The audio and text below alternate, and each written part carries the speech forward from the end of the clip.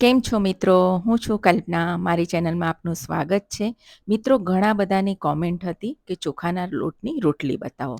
તો આજે આપણે ચોખાના લોટની રોટલી બનાવીશું. એકદમ પોચી અને એકદમ પાતળી અને ફુલકા જેવી બનશે. તો ચાલો બનાવવાની શરૂઆત કરી લઈએ. તો એના માટે મેં ચોખાનો લોટ લઈ લીધો છે. આજે આપણે મસાલા રોટલી બનાવીશું. તેના માટે મેં અહીં 2 ચમચી જેટલા ધાણા લઈ લીધા છે અને એને આપણે ઝીણા ઝીણા સમારીને લઈ લઈશું. હવે એક કઢાઈ મૂકીશું અને એમાં 1 કપ પાણી નાખીશું. અહીં મેં અડધો કપ બેગ લીધા છે અને એમાં હવે આપણે સ્વાદ મુજબ મીઠું નાખીશું. સાથે અડધી નાની ચમચી જીરું નાખીશું.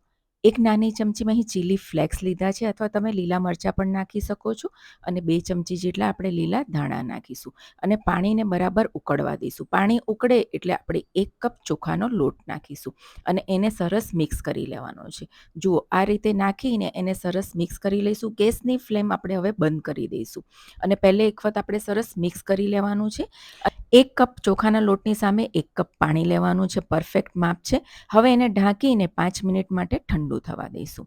જુઓ, 5 મિનિટ થઈ ગઈ છે અને ચોખાનો લોટ થોડો ઠંડો થઈ ગયો છે, એટલે કે હુંફાળો લોટ રાખવાનો છે. એકદમ ઠંડો નથી કરવાનો. એને આપણે કથરોટમાં લઈ લઈશું અને હવે એને આપણે મસળવાનો છે.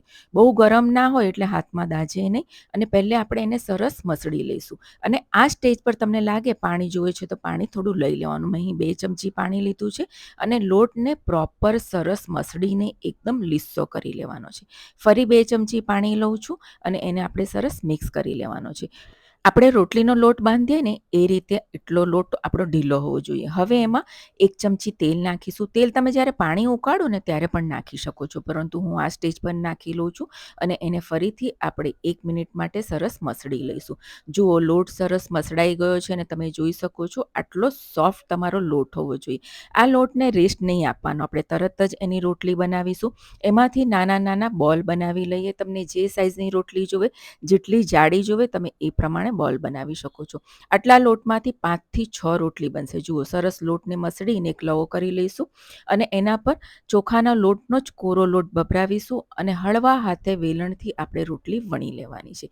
બહુ દબાવીને નથી વણવાની. જુઓ, અને તમને લાગે કે લોટ કોરો લેવાની જરૂર છે તો થોડો ફરી કોરો લોટ લેવાનો અને એને આપણે સરસ વણી લઈશું. તમે જોઈ શકો છો રોટલીની જેમ જ વણાય છે અને એકદમ સરસ પાતળી રોટલી વણાશે. જુઓ, હું તમને બતાવું છું. જુઓ, પરફેક્ટ આપણે ભાખરી બનાવી એટલી તમારી રોટલી બનશે. રોટલીને શેકવા માટે મેં અહીં તવી ગરમ કરી લીધી છે. એમાં રોટલી નાખીશું અને ઉપરથી થોડું પાણી આપણે લગાવી લઈશું. એનાથી શું થશે કે રોટલીનો ઉપરનો ભાગ છે ને ફાટે નહીં અને રોટલી આપણી સરસ થશે. પાણી લગાવીને નીચેનો ભાગ થોડો શેકાવા દઈશું અને પલટાવી લઈશું અને ત્યારબાદ પ્રોપર એ ભાગ પલટાવી જાય પછી આપણે એને શેકાઈ જાય પછી એને પલટાવી લઈશું અને જુઓ, તમે જોઈ શકો છો એકદમ સરસ ફૂલેલી રોટલી થઈ છે. તમે આ રીતે તવી પણ ફૂલાવી શકો છો. હવે જો આપણી રોટલી બની ગઈ છે, એના પર આપણે ઘી લગાવી લઈશું અને આ જ રીતે હું તમને બીજી રોટલી પણ શેકતા બતાવું છું.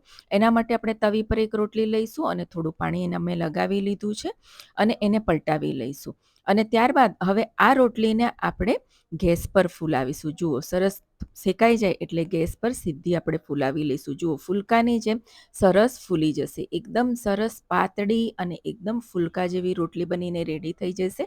એને આપણે કાઢી લઈશું અને આ જ રીતે બધી જ રોટલી બનાવી દઈશું અને ઉપર ઘી લગાવી લઈશું. જુઓ, આપણી બધી જ રોટલી બની ગઈ છે અને એકદમ સોફ્ટ અને એકદમ પાતળી બની છે. જુઓ, તમે જોઈ શકો છો.